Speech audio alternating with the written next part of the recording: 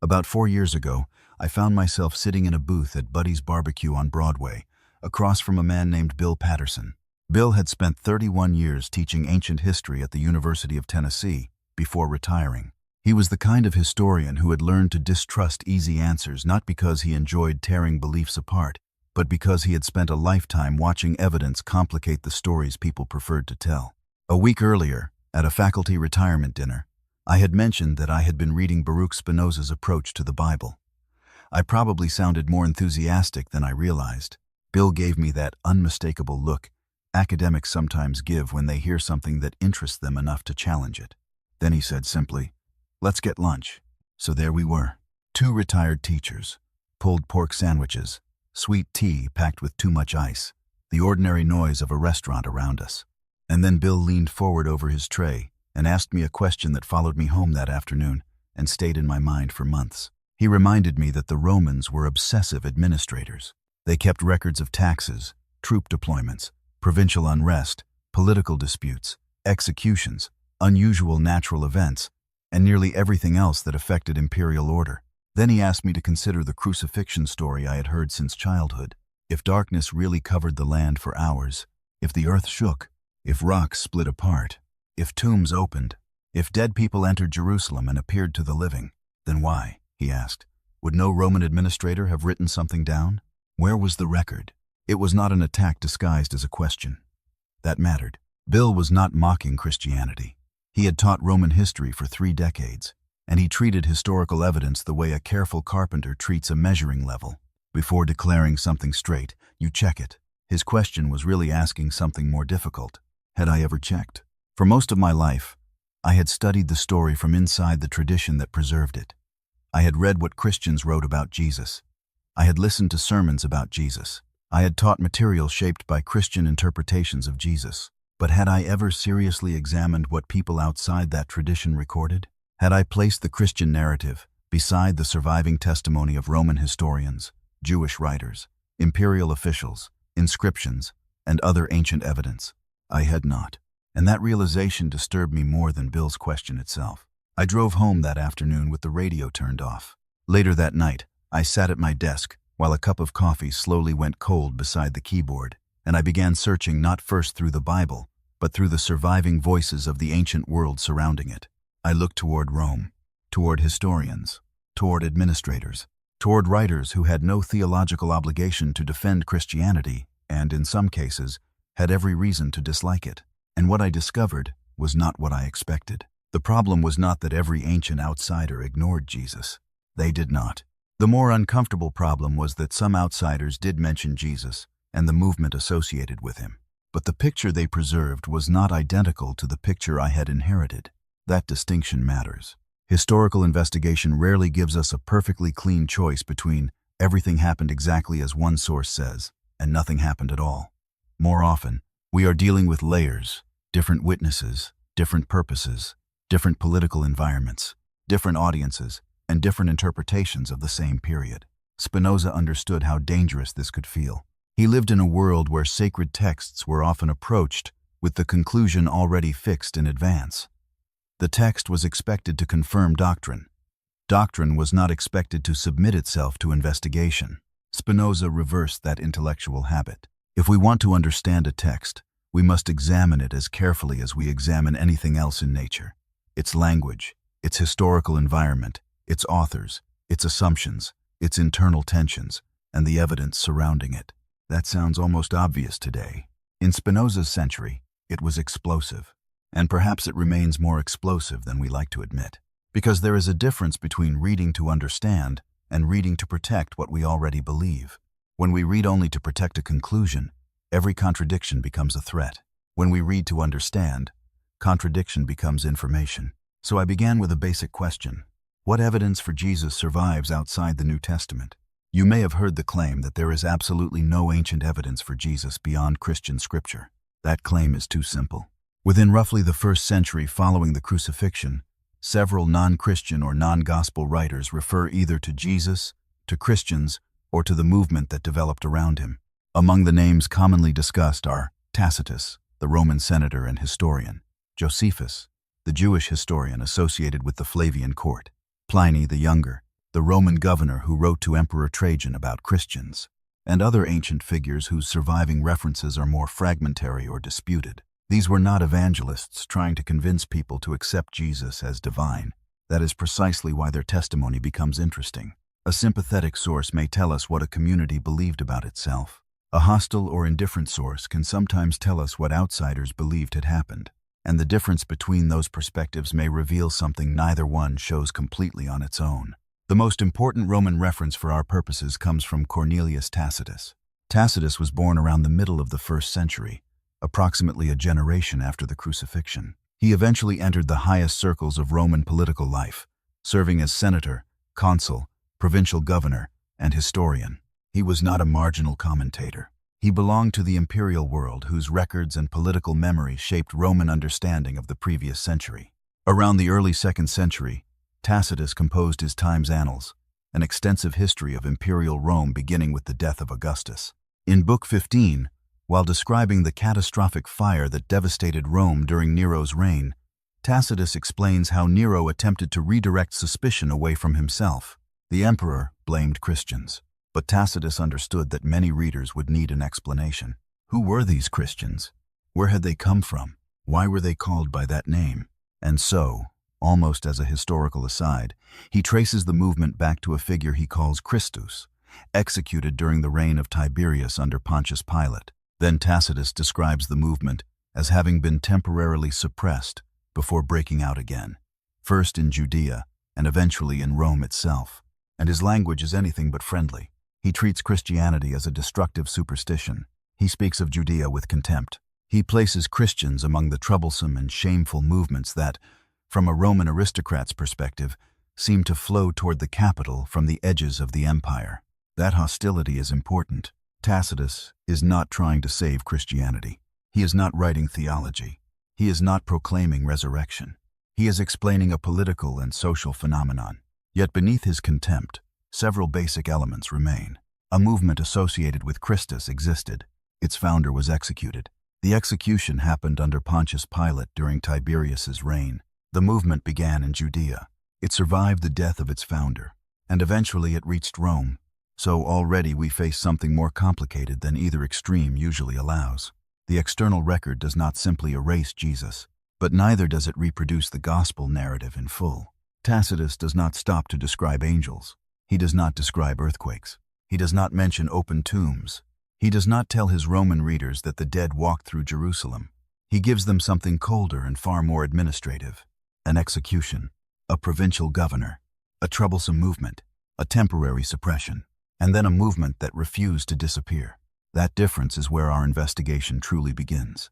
Because once you place Tacitus beside the gospel accounts, 3 details begin to demand attention, and the first concerns the man who authorized the execution himself, Pontius Pilate.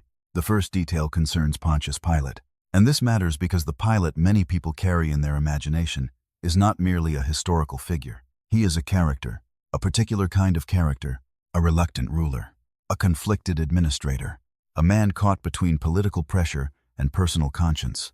In the Gospel of Matthew, Pilate appears before an agitated crowd demanding Jesus' death. When he realizes that resistance is producing unrest rather than calming it, he takes water and symbolically washes his hands before them. He declares himself innocent of the blood of the condemned man. The responsibility, according to the scene, belongs elsewhere. For centuries, this image has shaped Christian imagination. Paintings preserved it, passion plays dramatized it, sermons repeated it. Sunday school lessons placed it in the minds of children long before those children possessed the historical knowledge necessary to examine it. Pilate became the governor who did not really want to kill Jesus. The crowd pushed him. Political circumstances trapped him. His hands, at least symbolically, were clean. But what happens if we remove Pilate from that single scene and ask a different question? What do other ancient sources tell us about the man himself? In 1961, archaeologists working at Caesarea Maritima uncovered a damaged limestone inscription bearing the name of Pontius Pilate and identifying him as prefect of Judea. The discovery supplied material evidence for both his office and his historical presence in the province. That title is important. Prefect, not merely a desk-bound bureaucrat responsible for collecting revenue. A Roman prefect in Judea was charged above all with maintaining imperial authority. He commanded forces. He kept order. He suppressed disturbance. He represented Rome in a province where religion, nationalism, economics, and political resentment constantly collided.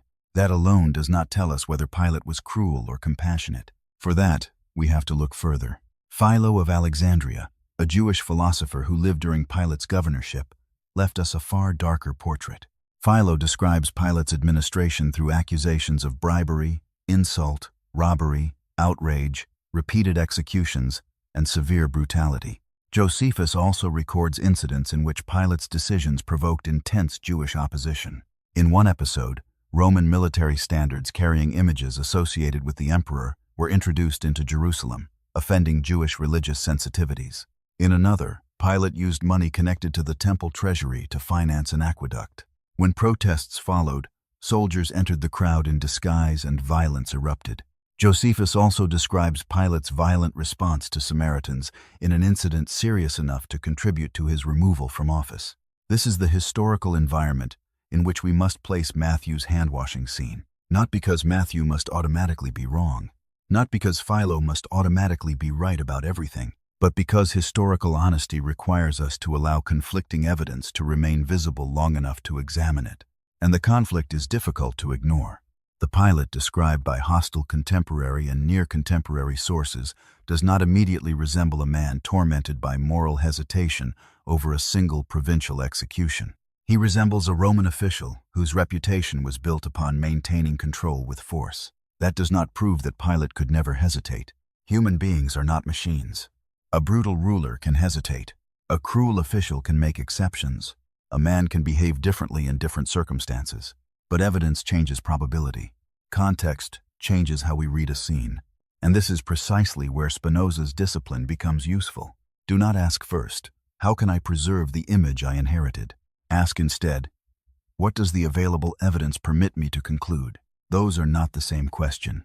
There is another difficulty. The ceremonial washing of Pilate's hands appears specifically in Matthew. It does not appear in Mark, generally regarded by many scholars as the earliest canonical gospel. It does not appear in Luke. It does not appear in John. Nor is it described by Tacitus, Josephus, or Philo. That does not make the episode impossible. Silence alone is never automatic disproof, but it should change the confidence with which we speak. One gospel writer, composing his account decades after the crucifixion, gives us a scene that dramatically transfers moral responsibility away from the Roman governor and toward the crowd before him. Why? That question is historical before it is theological. What was happening in the world in which Matthew's community lived? What relationship existed between emerging Christians, Jewish communities, and Roman power? How might later political pressures have influenced the way responsibility for Jesus' execution was narrated? These questions do not require conspiracy. Human beings do not need to consciously falsify history in order to shape stories. Memory itself is interpretive. Communities remember events according to what those events come to mean. Trauma reshapes memory. Conflict reshapes memory. Identity reshapes memory. Later generations reorganize the past so that it speaks to the problems of the present. Spinoza understood that Scripture did not fall into history untouched by human motives. Texts have authors. Authors have audiences. Audiences have fears. Communities have conflicts. Language has political consequences.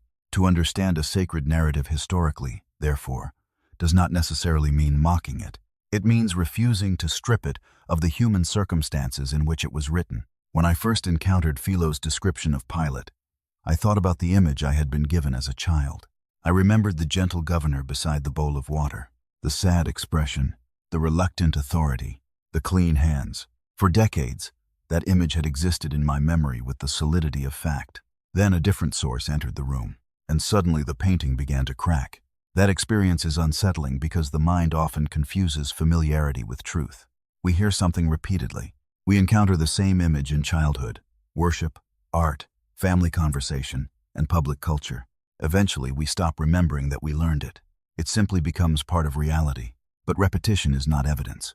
Tradition is not evidence. Emotional familiarity is not evidence. These things may preserve truth. They may also preserve interpretation. And until you compare the two, you cannot know which you are holding. This is why historical investigation can feel emotionally violent, even when no one is trying to attack your faith. The violence comes from inside. Two versions of reality collide, and your mind must decide whether it values certainty more than understanding. Pilate is only the beginning, because once we ask what kind of governor authorized Jesus' death, a second and even more consequential question appears. Why was Jesus crucified at all? And the answer forces us to examine what crucifixion meant in the Roman world. Crucifixion was not simply one execution method among many. Rome possessed numerous ways to kill condemned people. Some citizens could be beheaded. Others might be strangled. Some prisoners were sent to arenas. Punishments varied according to status, crime, geography, and political circumstances. Crucifixion occupied a special place. It was deliberately humiliating, deliberately public, deliberately slow, and above all, deliberately political. The victim did not merely die. The victim became a message. A body suspended beside a road or outside a city announced something to everyone passing by. Rome controls this territory.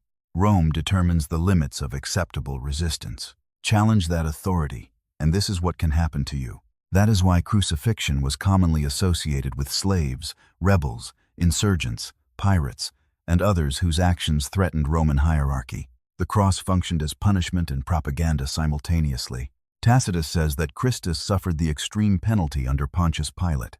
That description fits what the gospel tradition itself confirms. Jesus died by Roman crucifixion. But now compare that with how the religious dimension of the trial is often remembered. Jesus is accused before Jewish authorities. Charges involving blasphemy and religious offense appear. The high priest reacts dramatically. The council condemns him. Then Jesus is taken to Pilate, because Roman authority controls the final execution. For a listener raised within Christianity, the sequence may seem natural, but historically, something deserves attention. Crucifixion was a Roman punishment. Roman soldiers carried it out. A Roman governor authorized it. And the inscription placed over Jesus' head identified him as King of the Jews. That title is not primarily theological from Rome's perspective. It is political. Rome already had an emperor. Provincial kingship existed only under imperial permission. A man associated with royal claims in a politically unstable province could easily be interpreted as a threat to public order. Even if Jesus himself understood kingship spiritually, symbolically, prophetically, or in some other sense, Rome did not have to interpret it that way.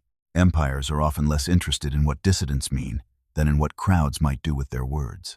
That distinction changes the picture. Imagine a teacher speaking of a kingdom. Imagine crowds gathering. Imagine a symbolic entrance into Jerusalem. Imagine tensions rising during Passover, when memories of liberation from foreign domination filled the city. Imagine Roman soldiers watching. What might religious hope look like to an occupying power? Potential rebellion. What might messianic language sound like to a military prefect? Political instability. What might King of the Jews mean to Caesar's representatives? Competition. This is where theology and history begin describing the same death in different languages.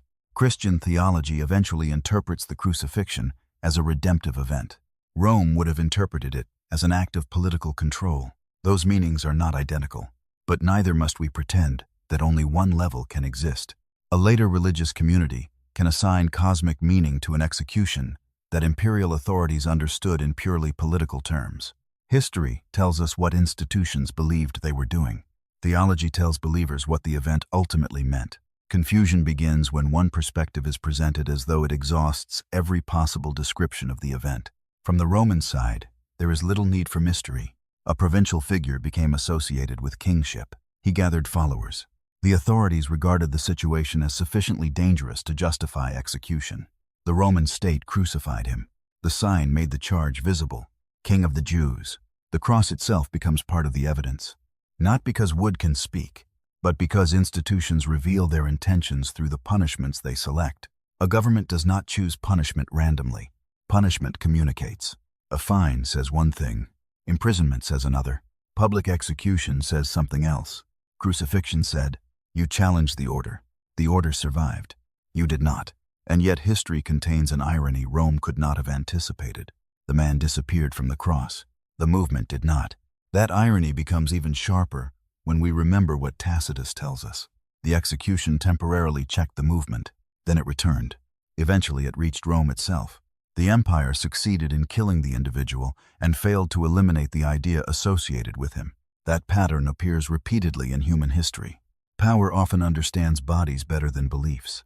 A government can imprison someone. It can exile a teacher. It can burn a book. It can destroy an organization. But meaning travels differently. Ideas pass from mind to mind. Suffering can deepen commitment. Persecution can create memory. An execution intended to humiliate can later become a symbol of resistance. Rome meant the cross to demonstrate imperial dominance. Christianity eventually transformed that same object into its central sacred symbol. Think about the reversal. The instrument of Roman terror becomes a sign displayed above altars. The method designed to erase challengers becomes the image through which billions remember one. History is full of reversals like this, but the historical question remains. What did Pilate believe he was doing? Almost certainly not offering a sacrifice for the salvation of humanity. He was governing Judea. He was dealing with a perceived political disturbance, and he used the tool Rome used for such disturbances. The source transcript makes this contrast sharply. The gospel tradition assigns salvific meaning to Jesus' death, while the Roman framework would have treated him as a political problem subject to Roman authority. That does not automatically destroy the theological interpretation. It simply refuses to confuse the theology of the followers with the administrative intention of the executioners. And perhaps that distinction is useful far beyond this single event. How often do we assume that an event can have only one meaning? The soldier understands the battle differently from the mother waiting at home. The judge understands the sentence differently from the prisoner. The empire understands the rebellion differently from the rebel. The historian understands a martyr differently from the believer kneeling before an image of that martyr. Reality does not change according to perspective, but human meaning does. And Spinoza repeatedly forces us to distinguish between what exists and the interpretations produced by our imagination. We suffer intellectually when we confuse interpretation with reality itself. We inherit meanings. We become emotionally attached to them. Then, when another perspective appears, we react as though reality has been attacked. But perhaps reality has not been attacked. Perhaps our monopoly on interpretation has. This is why examining Jesus historically does not require deciding, before the evidence is considered, what his death must ultimately mean. We can ask a smaller and more disciplined question first. Why would Rome crucify him? The answer seems political. The instrument was political. The authority was Roman. The charge was royal. The location was occupied territory. The governor was responsible for suppressing disorder. Each piece points in the same general direction. But now we reach the most difficult detail. Because political execution leaves records we know how to evaluate. What happens when the narrative moves beyond execution into claims about nature itself? Darkness, earthquake, opened tombs, the dead walking through Jerusalem. If those events happened, they were not private theological interpretations. They would have become public events. And that is where the silence of the surviving record becomes impossible to ignore. Matthew describes the death of Jesus in cosmic language. From midday until roughly 3 p.m, darkness covers the land. The temple curtain is torn. The earth shakes. Rocks split. Tombs open. And after the resurrection, deceased holy people leave their graves, enter Jerusalem, and appear to many. Read those claims slowly, not as familiar scripture, not as words you already know. Read them as though you had discovered them yesterday in an ancient manuscript whose religion you had never encountered. 3 hours of abnormal darkness, a significant earthquake, structural or geological disturbance, opened tombs, previously dead people appearing publicly inside a major city. The psychological power of familiarity disappears when you perform that simple exercise. And suddenly another question emerges. What kind of historical footprint should events like these leave? Matthew is not describing an invisible spiritual experience known only to one believer. He is describing public phenomena. Darkness is observable. Earthquakes are observable. Split rocks are observable. Opened graves are observable. People believed to have returned from death and then walked into a city are observable. The account itself emphasizes public visibility. Jerusalem at Passover was not an empty village. It was a crowded city under Roman occupation. Roman forces were there precisely because festivals could become politically volatile. Pilate himself had responsibilities connected to maintaining order. If the earth shook violently enough to split rocks, soldiers would experience it.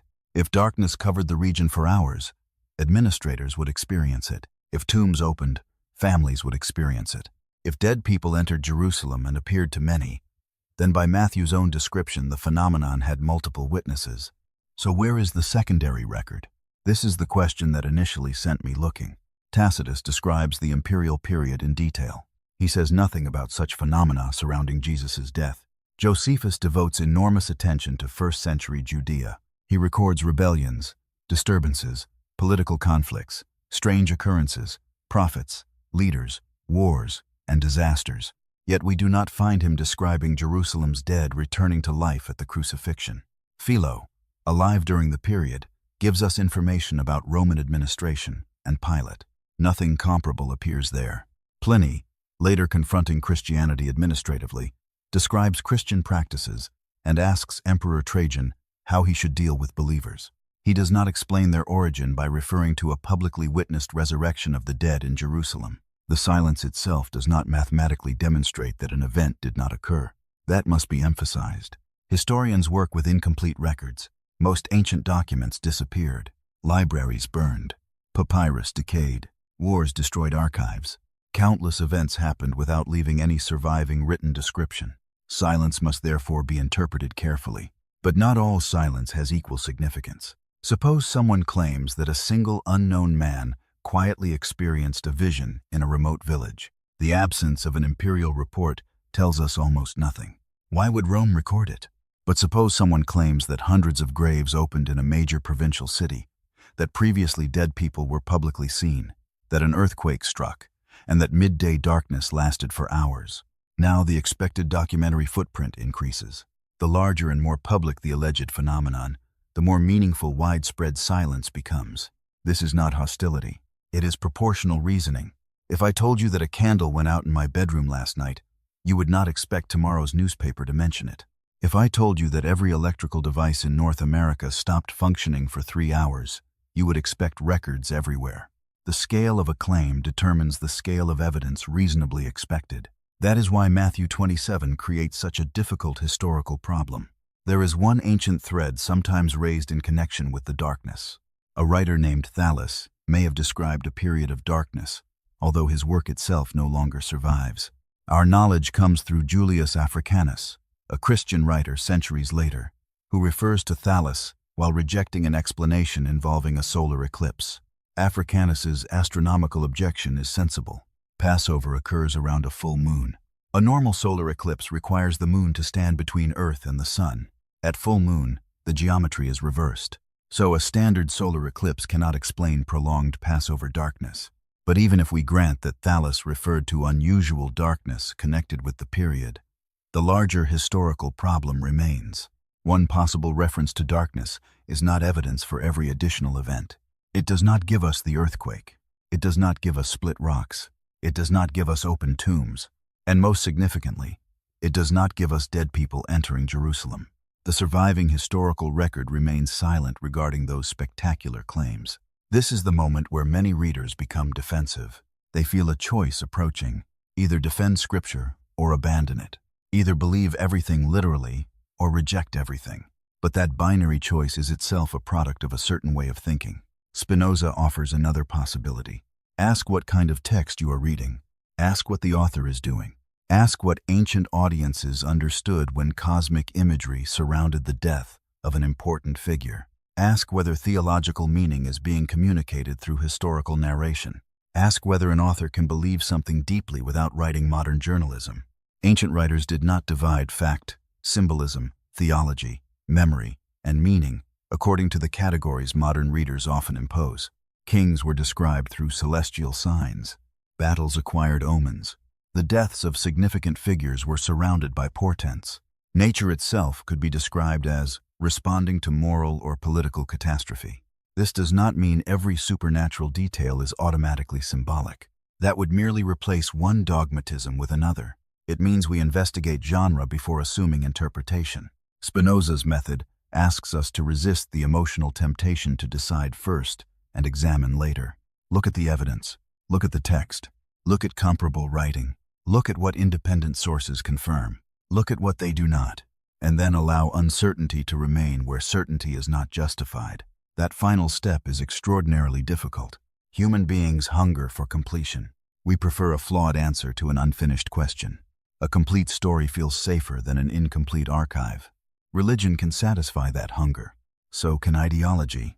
So can conspiracy theories. So can political narratives. The mechanism is the same. Uncertainty creates discomfort. The imagination rushes in to close the gap. Spinoza understood how deeply fear feeds superstition. When people do not understand causes, they construct meanings that restore emotional order. We ask why the storm came, why the child became ill, why the war began, why someone we loved died, why our plans failed. And when causality is hidden from us, imagination creates an explanation. Sometimes the explanation may be true, sometimes it may not. The crucial question is whether we have learned to distinguish what comforts us from what evidence supports. That distinction brings us directly to Spinoza, because more than 16 centuries after Jesus' death, he proposed a method of reading scripture that would change the modern study of religion. And the heart of that method was almost shockingly simple. Treat the text honestly. In 1670, Baruch Spinoza anonymously published the Times Theological Political Treatise. The book was dangerous, not because Spinoza stood in a public square shouting insults at religion. He did something more threatening. He asked how scripture should actually be understood, and he argued that the method of interpreting scripture should resemble the method by which we investigate nature. Consider how radical that is. When you study a river, you do not command the river to support your doctrine. You examine it. You observe direction. You measure speed. You investigate surrounding terrain. You compare seasons. You ask what causes changes in current and depth. If your expectation conflicts with the river, you do not accuse the water of heresy. You revise your expectation. Nature does not owe your theory obedience. For Spinoza, scripture deserved the same intellectual seriousness. Examine language. Examine authorship. Examine historical circumstances. Examine how words were used in the culture that produced them. Examine contradiction. Compare passage. Compare external evidence. And above all, do not begin by forcing the conclusion. This distinction between investigation and defense is easy to describe and difficult to practice. Suppose you already believe a text must contain no historical tension. Then every tension becomes something that must be eliminated. You are no longer asking what the evidence says. You are asking how to make the evidence compatible with your conclusion. That is apologetics in the literal sense of defense. There is nothing inherently wrong with defending a position. The problem begins when defense disguises itself as neutral investigation. Spinoza wanted the interpreter to become conscious of that difference. What would happen then if we applied his method here? Take Matthew, place it beside Tacitus. Take Matthew's presentation of Pilate and place it beside Philo's description of Pilate. Place the gospel narrative beside Josephus. Place later Christian interpretations beside the archaeological inscription discovered at Caesarea. Do not assume that any one source possesses perfect neutrality. Tacitus had prejudices. Josephus had political interests. Philo had community loyalties. Gospel writers had theological purposes. Roman governors had imperial assumptions. Every source comes from somewhere. The goal is not to find an author without perspective. Such an author does not exist. The goal is comparison. When independent sources agree, confidence can increase. When they conflict, investigate why. When one source contains an extraordinary claim absent from every independent account, note the problem rather than hiding it. When archaeological evidence clarifies terminology, allow that evidence to correct later assumptions. This is history. And history is not betrayal. History is the refusal to demand that the past become simpler than it was. Spinoza paid an enormous personal price for insisting upon intellectual independence. In 1656, while still a young man, he was expelled from the Portuguese Jewish community of Amsterdam. The language of the ban against him was severe. Later, his writings drew condemnation from both Jewish and Christian authorities. His Times Theological Political Treatise Times was attacked as dangerous, irreligious, and subversive. Yet the questions behind his method survived. Who wrote this text? When? For whom? What did the original words mean? What historical conditions shaped the author's concerns? How does one passage compare with another? What evidence exists outside the text? Today, those questions are ordinary tools of serious historical scholarship. The method once treated as dangerous became foundational to modern biblical criticism, textual analysis, historical research, and archaeology. That historical irony should teach us something. Institutions often fear methods that weaken their control over interpretation, because interpretation creates authority.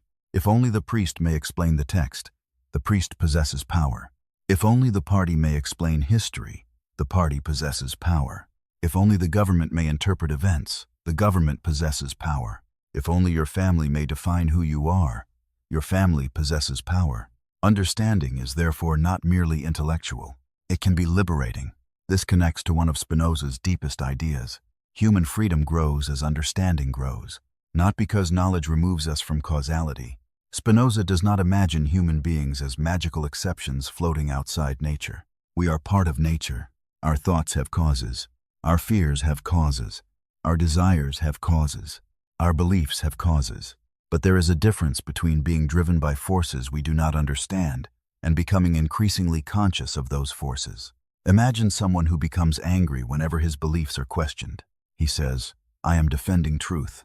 Perhaps, but what else might be happening? Maybe childhood fear taught him that uncertainty means danger. Maybe belonging to his community depends upon agreement. Maybe questioning doctrine threatens relationships. Maybe doubt awakens memories of shame. Maybe his anger is not simply a rational response to evidence. Maybe it is an effect whose cause he has never examined. Understanding that cause does not automatically make him agree with the challenger. It gives him something more important, the possibility of responding rather than merely reacting. That is Spinoza's freedom, not causeless choice. More adequate understanding. The same principle applies when we examine sacred history.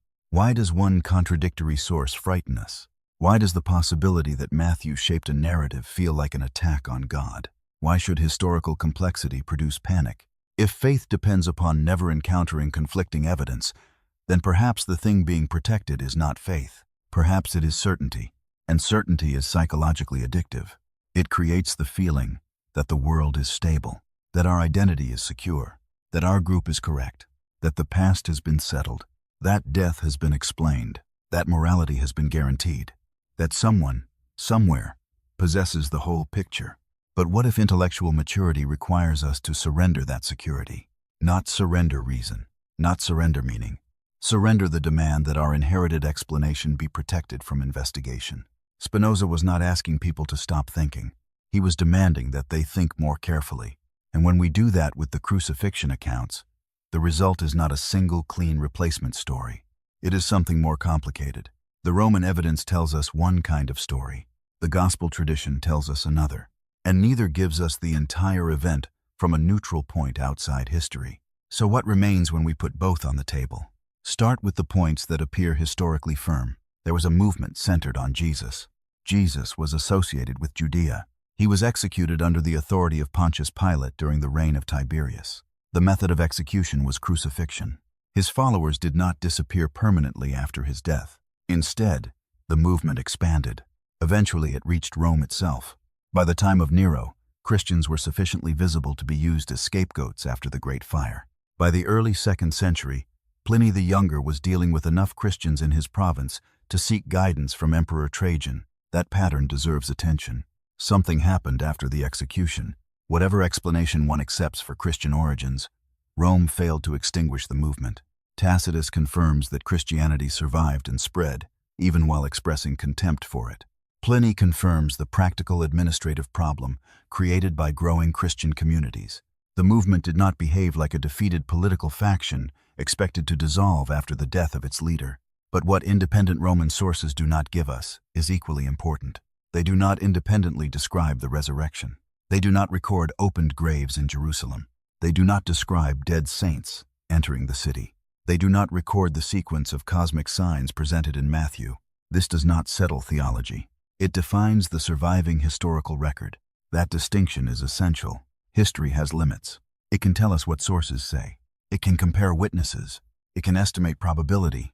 It can reconstruct social and political context. It can identify later developments in tradition. It can show where claims appear or disappear across different documents. But history cannot enter the mind of every person who lived 2,000 years ago, nor can it produce records that no longer exist. This is why mature historical thinking ends many sentences with degrees of confidence rather than declarations of absolute certainty. Probably, possibly, unlikely. strongly supported, poorly attested, disputed, unknown. Those words frustrate people who want certainty, but they are signs of intellectual discipline. The immature mind often interprets uncertainty as weakness. The mature mind recognizes that false certainty is a greater weakness. And this is where the story becomes personal for me. After that lunch with Bill, I drove home in silence. What troubled me was not simply that Roman sources looked different from the gospel narratives. What troubled me was that for decades I had never been encouraged to make the comparison. I had spent a lifetime around Christianity, Sunday school, sermons, Bible studies, hymns, church meals, classrooms, family conversations. The stories entered me before I had the tools to examine them. That is not unusual. Most of our deepest assumptions arrive that way. You did not choose your first language. You did not choose the religious culture into which you were born. You did not choose your earliest picture of God. You did not choose what your parents considered respectable. You did not choose the political assumptions whispered around your childhood dinner table. You inherited them. Then, because they arrived early, they felt like reality itself. This is one of the most important things philosophy can teach us. An inherited belief can be true, but the fact that you inherited it is not what makes it true. A belief can also be comforting. Comfort does not make it false, but comfort does not make it true either. The work begins when you separate psychological attachment from evidential justification. That is painful because beliefs rarely exist alone.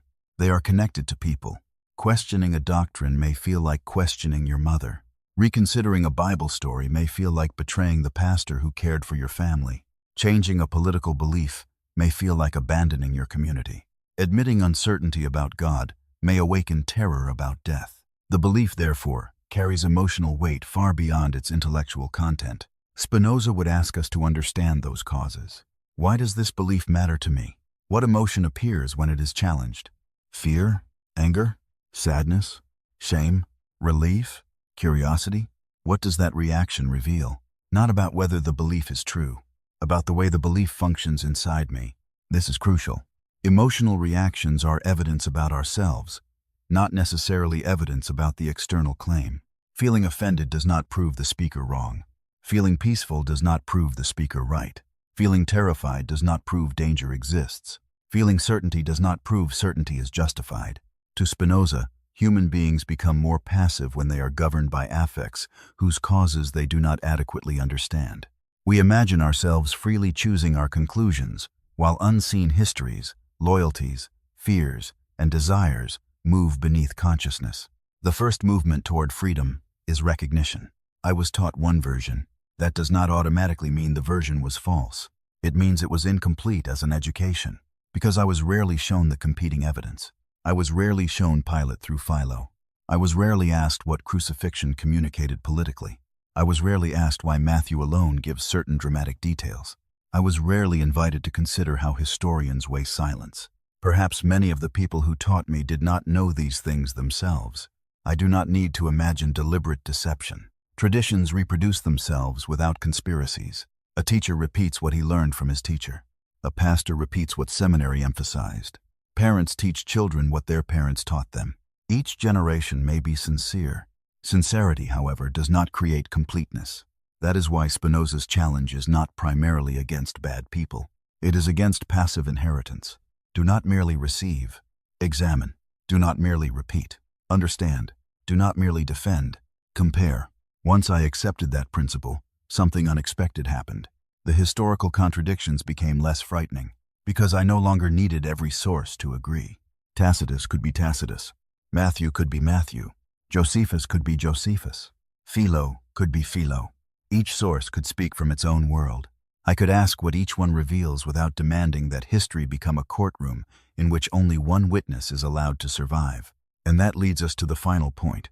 If two different versions of that Friday afternoon exist, what are we supposed to do with them? The temptation is to choose a side immediately. Church or Rome, faith or history, Matthew or Tacitus, belief or skepticism. But perhaps that framing is already too crude.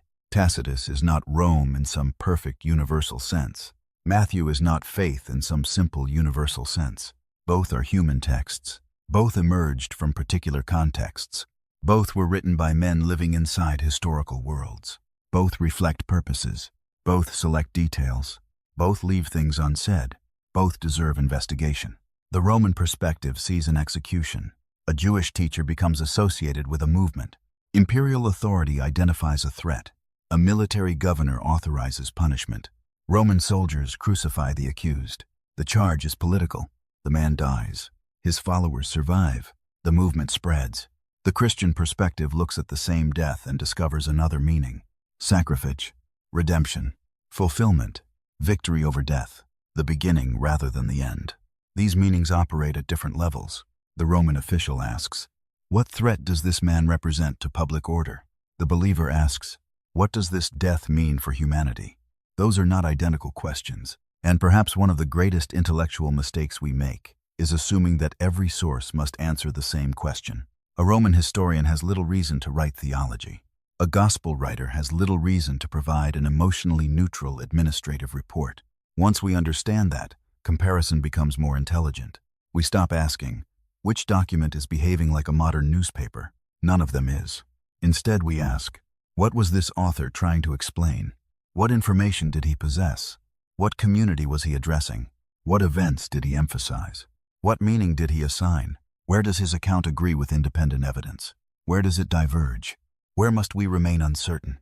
That is the discipline Spinoza fought to make possible. And it cost him. He was rejected by his own religious community while still young. His writings were condemned. His ideas were treated as dangerous because he refused to grant religious authority exemption from reason. Centuries later, however, the method survived him. Compare texts. Investigate language. Study history. Examine material evidence. Understand context. Do not suppress contradiction. That method became ordinary scholarship. Yet its emotional implications remain radical, because the moment you adopt that method consistently, you lose the privilege of protecting your favorite beliefs from the same scrutiny you apply to everyone else's. It is easy to investigate another religion. It is easy to expose contradictions in someone else's ideology. It is easy to notice propaganda created by another political party. It is easy to recognize the myths of another culture. The difficult question is, can you investigate your own? Can you hold the story that formed you in one hand and competing evidence in the other without immediately throwing one away? Can you tolerate the tension long enough to understand what each is saying? Can you admit that a cherished belief may be partly historical memory, partly interpretation, partly theology, and partly centuries of accumulated tradition? Can you admit that an institution you respect may have taught you sincerely and still taught you incompletely? That is where philosophy stops being an intellectual hobby. It becomes self-examination. For most of my life, I had one picture of that Friday afternoon in Jerusalem. Jesus stood before a reluctant Pilate. The crowd demanded blood. The governor surrendered. The sky went dark. The earth shook. Tombs opened. The dead walked. The curtain tore. And cosmic history changed forever. Then I encountered another reconstruction. A Roman prefect with a documented reputation for force governed an unstable province. A Jewish teacher associated with kingship appeared during a politically sensitive period. Rome interpreted the situation as dangerous. The man was crucified through an unmistakably Roman form of execution. His death was intended to end the problem. It did not. His followers reorganized. Their convictions deepened. The movement spread beyond Judea. Within decades, it reached the imperial capital. Within generations, it had become large enough to trouble provincial governors. That is a remarkable story, even before anyone decides what theological meaning to assign to it. And that, perhaps, is what surprised me most. I had been afraid that examining the historical layers would make the story smaller. Instead, in some ways, it made the human story stranger. A provincial execution under one governor in one corner of an enormous empire became the center of a movement Rome itself eventually could not ignore. The empire that used crucifixion to erase threats ended up giving Christianity its most recognizable symbol. The governor, who likely considered Jesus one more provincial problem, became permanently attached to his name in creeds spoken around the world. The execution intended to terminate a movement became the event around which the movement constructed its deepest meaning. History is rarely simple enough to belong entirely to believers or skeptics. Reality is larger than the stories each side builds around it. And that is why I no longer think the goal should be replacing one unquestioned story with another. The goal is not to move from blind belief to blind disbelief. That would merely exchange one form of bondage for another. The goal is understanding. Spinoza's entire philosophical project points us toward that transformation. Fear weakens when causes become clearer. Superstition weakens when nature is examined. Hatred weakens when we understand why human beings act as they do. Emotional slavery weakens when we recognize the forces shaping our reactions. And intellectual dependence weakens when we learn to examine what we have inherited. Understanding does not guarantee comfort. Sometimes understanding destroys comfort. But there is a kind of peace that becomes possible only after certainty has been surrendered. Not the peace of having every answer. The peace of no longer needing to pretend that you do. Maybe the Roman historians were incomplete. Of course they were. Maybe the gospel writers were incomplete. Of course they were. Every human record is incomplete. Every witness sees from somewhere. Every author leaves something outside the frame. That is precisely why we compare sources, rather than worshiping sources. The surviving Roman materials tell us about political power, administrative judgment, punishment, and the spread of a troublesome movement. The Christian texts tell us what that movement eventually believed the death and resurrection of Jesus meant. Archaeology gives us physical fragments. Later scholarship gives us methods for comparing them. None provides a view from nowhere, but together they allow us to see more than we could see from one alone. The original challenge that began over barbecue was therefore not really about proving Christianity false. Bill's question was more modest and, for that reason, more powerful. If Rome recorded so much, what did Rome record about this? I eventually discovered that Roman and other ancient writers did leave evidence, but they did not leave the version I had expected, and that difference changed the way I read everything. For decades, I had inherited conclusions before I learned the questions. Now I try to reverse the order. Question first, evidence next, conclusion last. And even then, hold the conclusion lightly enough that better evidence can still reach it. That is not cynicism. It is intellectual humility. The person who can never revise a belief is not necessarily strong. Sometimes he is simply trapped by the fear of what revision would cost him. Spinoza paid the cost. He lost community, reputation, security, acceptance. Yet he refused to hand his mind back to institutions merely because independence was painful. His lesson reaches far beyond Scripture. How many beliefs govern your life simply because no one ever encouraged you to examine them? What have you inherited about success? About money? About love? About guilt? About God? About death? About your own worth? About what a good person is supposed to become? Which of those beliefs have you investigated? Which have you merely repeated? And most importantly, what happens inside you when someone places another source beside the one you trust? Do you become curious? Or afraid? Because that reaction may tell you more about your freedom than the belief itself. I no longer believe that examining both sides of the historical page is an act of betrayal. I think refusing to look may be the greater betrayal. A truth worth possessing should not require blindness. A faith worth keeping should not depend upon ignorance of the evidence. And a mind worth calling free must be willing to discover that some of its oldest assumptions were incomplete. So do not take my word for any of this. Read Tacitus, read Josephus, read Philo, read Matthew, read Mark, read Luke, read John. Look at the Pilate inscription. Read scholars who defend traditional interpretations. Read scholars who challenge them. Pay attention to where they agree. Pay even closer attention to where they do not. And when contradiction appears, resist the urge to close the book. That is where the real work begins. For Spinoza, understanding was never the enemy of freedom. Understanding was the path toward it. The surviving sources remain incomplete and shaped by their own purposes, just as the original transcript concludes. The gospel tradition and Roman accounts present different perspectives, and neither by itself can claim to be a complete transcript of the past. So here is the question I want to leave with you. If a belief has shaped your entire life, would you rather protect it from examination or understand it well enough to know why you still believe it? If this investigation gave you something worth thinking about, share your own answer, not the answer you were taught to give. The answer you arrive at after looking carefully at both sides of the page, because perhaps that is where genuine freedom begins. Not when every doubt disappears, but when fear no longer decides which questions you are allowed to ask.